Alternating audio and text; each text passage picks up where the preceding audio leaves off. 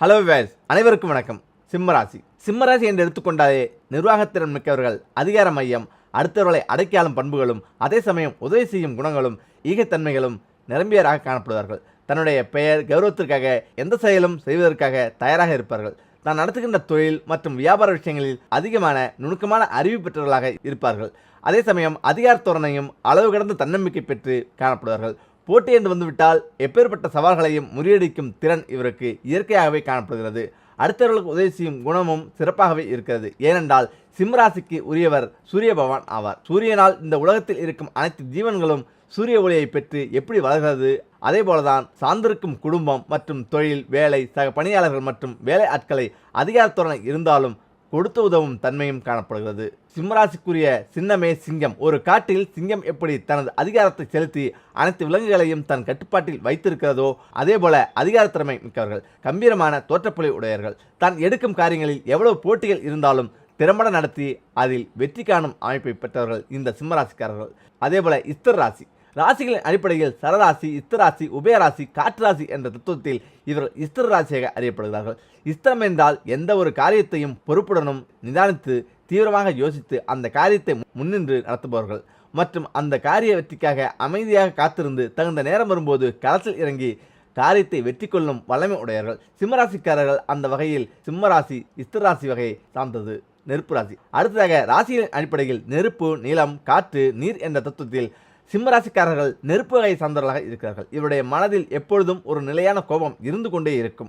அதாவது மனதிற்குள் ஒரு கனல் நெருப்பு ஒரு காரியத்தை உடனடியாக முடிக்க வேண்டும், அதுக்குரிய நேரம் வரும்போது வரும் என்று மனதுக்குள்ளேயே அந்த சிந்தனைகள் ஓடிய வண்ணமே காணப்படும். இதற்காக அவர்கள் ஒரு காரியத்தை எந்த நேரத்தில் செய்ய வேண்டும், அதற்குரிய தகுந்த சமயம் எப்பொழுது வரும் என்று காத்திருந்து அதன்படி இவர்கள் செய்வதால் வெற்றி அடைகிறார்கள். சொல்லப்போனால் காரிய வெற்றி பற்றி சிந்தனை மனதில் எப்போதும் ஒரு கனல் இருந்து கொண்டே இருக்கும். சிம்மராசிக்காரர்கள் அறம், பொருள், இன்பம், வீடு என்ற தத்துவத்தை எடுத்துக்கொண்டால் இவர்கள் அறம் வகையை சேர்ந்தவர்கள், நேர்மையானவர்கள், பிறருக்கு உதவு குணம் உடையவர்கள், தன்னுடன் இருப்பவர்களை அதிக செல்வாக்குடன் வைத்திருப்பவர்கள், தன்னால் முடிந்தவரை அடுத்தவர்களுக்கு ஓடிச் சென்று உதவு குணம் உடையவர்கள். ஒருவர் கஷ்டப்பட்டு கொண்டிருந்தால் அந்த கஷ்டத்தை பார்த்து கொண்டு சும்மா இருக்க மாட்டார்கள். உடனடியாக ஏதாவது செய்து அந்த கஷ்டத்தில் இருந்து மீட்க வழிவகை தேடி அவர்களுக்கு உதவும் குணம் உடையவர்கள். இவர்களுக்கு கிழக்கு உகந்த திசையாக காணப்படுகிறது. பெரும்பாலும் சிம்மராசிக்காரர்கள் கிழக்கு திசை அல்லது கிழக்கு வாசல்படி உள்ள வீடுகளில் அதிகம் வசிப்பவராக அறியப்படுகிறார்கள். சத்திரியர். இவர்கள் சந்திரர், சூத்திரர், வைசியர், பிராமணர் இந்த வகையில் சத்திரியர் வகையை சேர்ந்தவர்களாக காணப்படுகிறார்கள் என்று ஜோதிட சாஸ்திரத்தில் கூறப்பட்டுள்ளது. சத்திரியர் என்றால் போர்க்குணம் மிக்கவர்கள், எதிரியை வெற்றி கொள்ளும் வீரமிக்கவர்கள். ஆனால் இவர்கள் தவறு செய்தால் எளிதில் அகப்பட்டுக் கொள்வார்கள். இதனால் தான் சார்ந்திருக்கும் குடும்பம் மற்றும் பொது சமுதாயத்தில் மிகுந்த உயர்ந்த நிலையை அடைபவர்களாக இருக்கிறார்கள். ஒழுக்க குணம், கடமை உணர்ச்சி, நிர்வாகத் திறமை, அதிகாரத்தோரணை போன்றவைகள் இவருடைய இயற்கையான அமைப்பாக திகழ்கின்றது.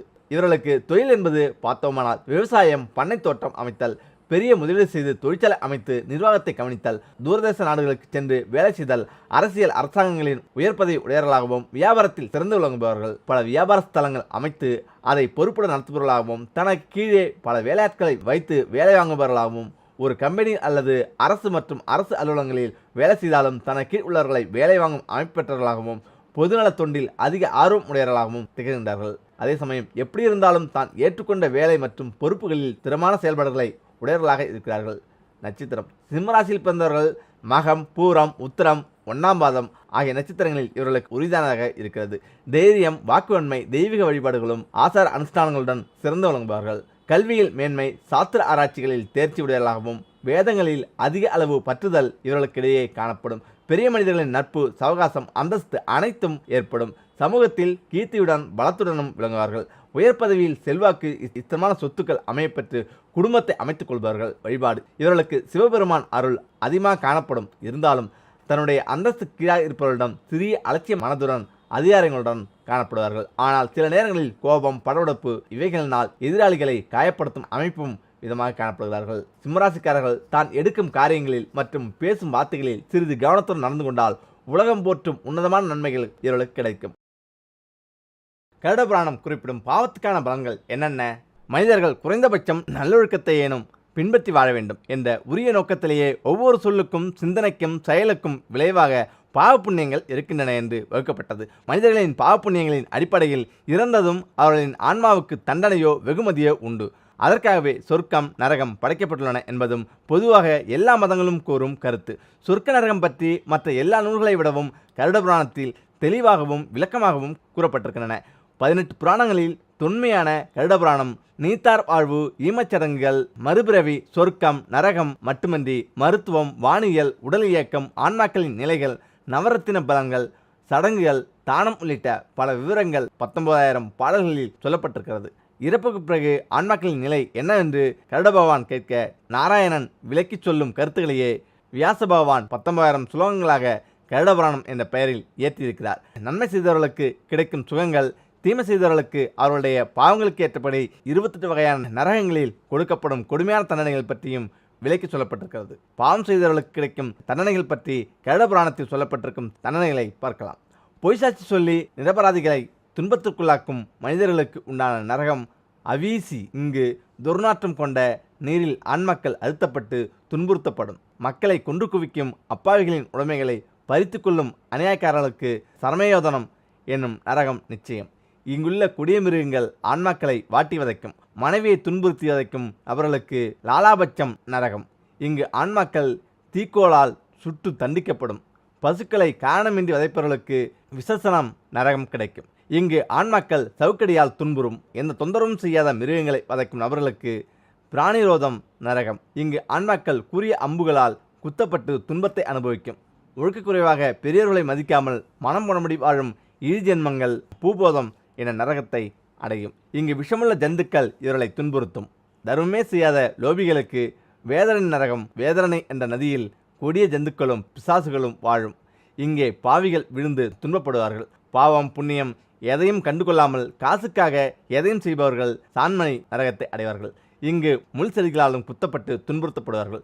கொஞ்சமும் அஞ்சாமல் பிறர் உழைப்பை சுரண்டி வாழும் மனிதர்கள் போகுமிடம் கிருமி போஜனம். இங்கு புழுப்பூச்சிகள் கிருமிகள் இவர்களை துளைத்து கொடுமைக்குள்ளாக்கும். தரிகிட்டு காமைச்சியால் கொடுமைகள் செய்யும் நபர்களுக்கு வஜ்ரகண்டம் நெருப்பால் செய்யப்பட்ட பதுமைகளை தழுவி துன்பப்பட வேண்டும். பொய் சொல்லி பிறகு உடைமைகளை கவரும் பாவிகளுக்கு அக்னிகுண்டம். இங்கு எரியும் அக்னிகுண்டத்தில் பாவிகள் வாட்டப்படுவார்கள். பிறர் ஏமாற்றி அளவுக்கு மீறி செல்லும் சேர்ப்பவர்களுக்கு அந்த கோபம். இங்கு கொடிய மிருகங்கள் ஏறி மிதித்து பாவிகளை இம்சிக்கும். குற்றமற்ற எளியோர்களை தணிப்பவர்கள் நீதிக்கு புறம்பாக நடக்கும் அவர்களுக்கு பன்றிமுக நரகம். அதாவது பன்றிமுகம் கொண்ட கொடிய மிருகத்தின் வாயில் சிக்கி வதைப்படுவார். தர்மநெறியை விட்டு தெய்வநந்தனை செய்யும் பாவிகளுக்கு அசிபத்திரம். இங்கு பூதங்களால் பல கொடுமைகளுக்கு ஆளாவார்கள். பெற்றோரை பெரியோர்களை இம்சிக்கும் பிறவிகள் காலகுத்திரம் செல்வார்கள். இங்கு அடி உதை பசி என்று ஆண்மக்கள் தவிக்கும். உணவில் விஷமைப்பவர் மிருகங்களை கொண்டு உண்பவர்களுக்கு எண்ணெய் குப்பரையில் ஆண்மக்கள் வாட்டி எடுக்கப்படும். குடும்பத்தை கெடுப்பவர் உறவுகளை பிரிப்பவர் செல்லும் இடம். இங்கு கண்ணுக்கு தெரியாத மாயவலைகள் இம்சிக்கும். குழந்தைகளை முதியோர்களை நோயுற்றவர்களை அவளைகளை இம்சிக்கும் எல்லோரும் செல்லுமிடம் ரவுரம். இங்கு இங்கர்கள் சூளத்தால் குத்தி இம்சிப்பார்கள். தம்பதிகள் ஒருவருக்கொருவர் ஏமாற்றி வருவது கொலை செய்வது எல்லாம் கொடிய செயல். இவர்களுக்கு உருவானது அனிதாமிஸ்ரம். இங்கு கொடிய இருளில் சிக்கி பயந்தே கிடப்பார்கள். நம்பியர்களை ஏமாற்றுபவர்கள், செய்நன்றி மறப்பவர்கள், பிறர் மனைவியை கருபவர் எல்லோருக்கும் தமிசிரம் என்ற நரகம் கிட்டும். இங்கு கிங்கர்கள் முள்ளாலான கட்டைகளால் அடித்து தண்டிப்பார்கள் என்கிறது கருட புராணம். கருட புராணம் மரணம் பற்றியும் மரணத்துக்கு பிறகான வாழ்க்கை பற்றியும் கூறும் ரகசியங்கள் என்ன தெரியுமா? கருட புராணம் இந்து மதத்தில் உள்ள 18 மகாபுராணங்களில் உண்டாகும். இது இந்து கடவுளான விஷ்ணுவை அடிப்படையாக கொண்டது மற்றும் இதற்கு முன் நமக்கு தெரியாத பல மதிப்புமிக்க விஷயங்கள் இதில் விளக்கப்பட்டுள்ளது. அதனுடன் இந்த புராணம் வாழ்க்கை மற்றும் இறப்பு பற்றிய பல பெரிய உண்மைகளை கற்பிக்கிறது. அவை வாழ்க்கையை நோக்கி ஒரு வித்தியாசமான பார்வையை ஈர்க்க உதவும். இது இந்து மதத்தின் கருப்பொருளையும் சிந்தனையையும் விரிவாக கூறுகிறது. எல்லா கடவுள்களும் எல்லா மனித உடலுக்குள்ளும் வாழ்கிறார்கள் மற்றும் உடலுக்கு வெளியே இருக்கிறார்கள் என்று கருட புராணம் போதிக்கிறது. கருட புராணத்தில் பல்வேறு போதனைகள் மற்றும் வாசகங்கள் உள்ளன. இந்த புராணத்தை பற்றிய மற்றொரு பெரிய உண்மை என்னவென்றால் இது மரணத்தின் ரகசியங்களையும் மரணத்துக்கு பிறகு நடக்கும் அனைத்து விஷயங்களையும் கூறுகிறது. கருட புராணம் பற்றி தெரியாத சில உண்மைகள் இதுதான். கருட புராண போதனைகளின் தனி சிறப்பு என்னவென்றால் அது மரணத்துக்கு பிறகு வரும் வாழ்க்கையை பற்றி பேசுகிறது. ஆனால் அதனுடன் மரணம் மற்றும் பின்விளைவுகள், மறுபிறப்பு, ஆத்மாவின் பயணம் போன்றவற்றையும் இது விவரிக்கிறது. இவை அனைத்தும் மிகவும் சுவாரஸ்யமானவை. ஏனென்றால் அறிவியலால் மரணத்தின் மர்மத்தை வெளிப்படுத்த முடியாது. ஆனால் கருட புராணம் இவற்றை திறம்பட விவரிக்கிறது. இந்து தர்மத்தில் 16 சமஸ்காரங்கள் இருப்பதையும் காணலாம். அதன் கடைசி பகுதியில் இறுதி சடங்குகளை அடிப்படையாக கொண்ட அந்தியேஷ்டியை காணலாம். கருட புராணத்தில் கூறப்பட்டுள்ள தண்டனைகள் இதுதான். அந்த தண்டனைகளை யமதர்மர் முடிவு செய்வார். மரணத்துக்கு பிறகு உடலிலிருந்து பற்றின்மை. ஒரு இறுதி சடங்கு முடிந்ததும் மரணத்துக்கு பிறகு ஆன்மா முழுமையான சுதந்திர உணவை உணர முடியும். ஒரு ஆன்மாவிற்கு எந்த எல்லையும் இருக்காது. இப்போது அந்த ஆன்மா சுதந்திரமாக எங்கும் சுற்றித் திரிகிறது. மரணத்துக்கு பிறகு 7 நாட்களுக்கு ஆன்மா தனக்கு பிடித்தமான தோட்டம், காலை நடைப்பயிற்சி, அலுவலகம், கல்லூரி போன்ற இடங்களை பார்க்க முடியும். அந்த காலகட்டத்தில் ஒரு ஆன்மா குழந்தைகள், பணம் போன்றவற்றுக்கு மிகவும் பிடித்த விஷயங்களுக்கு அருகில் இருக்கும். இறந்த 11 மற்றும் 12வது நாளில் இறந்த ஆன்மாக்கு உறவினர்கள் பிரார்த்தனை மற்றும் சடங்குகளை நடத்துகிறார்கள். அந்த நேரத்தில் ஆன்மா தனது உறவினர்கள், முன்னோர்கள், நெருங்கிய நண்பர்கள் போன்றவர்களுடன் ஐக்கியமாகும் வாய்ப்பை பெறுகிறது. சொர்க்கத்தில் அனைத்து முன்னோர்களும் அந்த புதிய ஆன்மாவை வரவேற்கிறார்கள் மற்றும் அவர்களை வாழ்த்துகிறார்கள். வாழ்க்கை என்பது கடவுளின் விலைமதிப்பற்ற பரிசு. கருட புராணத்தின் போதனைகள் இந்த வாழ்க்கை கடவுளின் சக்தி வாய்ந்த மற்றும் விலைமதிப்பற்ற பரிசு என்று கூறுகிறது. நம் வாழ்க்கைக்கு பிறகு ஒருவரின் பாவங்களுக்கு ஏற்ப தண்டனைகள் தீர்மானிக்கப்படுகிறது. அந்த தண்டனைகளுக்கு அந்த நபர் நரகத்துக்கு செல்ல வேண்டும். இது ஒரு தீய வட்டம் போன்றது. ஏனென்றால் நீங்கள் மீண்டும் மீண்டும் பிறக்கலாம். பிறகு தண்டனைகள் அதேபோல் தொடரலாம். கணவனுக்கு எதிராக பெண்கள் பாவம் செய்வது மிகவும் துரதிர்ஷ்டவசமானது. ஆம், ஒரு பெண் தன் உயிருடன் உள்ள அல்லது இறந்த கணவனுக்கு எதிராக பாவங்களையும் தவறான செயல்களையும் செய்கிறார் என்றால் அவருக்கு அடுத்த ஜென்மத்தில் திருமணம் நடக்க வாய்ப்பில்லை. ஒரு பெண் தன் கணவனை வணங்க வேண்டும்.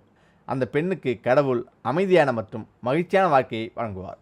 அவர் மறுபிறவி எடுத்தாலும் அவருடைய வாழ்க்கை மகிழ்ச்சிகள் நிறைந்ததாகவே இருக்கும். கருட புராணத்தின் கடைசி அத்தியாயங்கள் யோகா மற்றும் அவற்றின் பொருத்தத்தை விவரிக்கிறது. அதனுடன் பிரம்மகீதையின் ஒழுக்கங்களும் அதில் அடங்கியுள்ளன. இது பல்வேறு வகையான ஆசனங்கள், அவற்றின் தோரணைகள், நன்மைகள் போன்றவற்றை விவரிக்கிறது. இது தியானம், சுய அறிவு, ஞானம், சமாதி போன்றவற்றை பற்றியும் விவரிக்கிறது.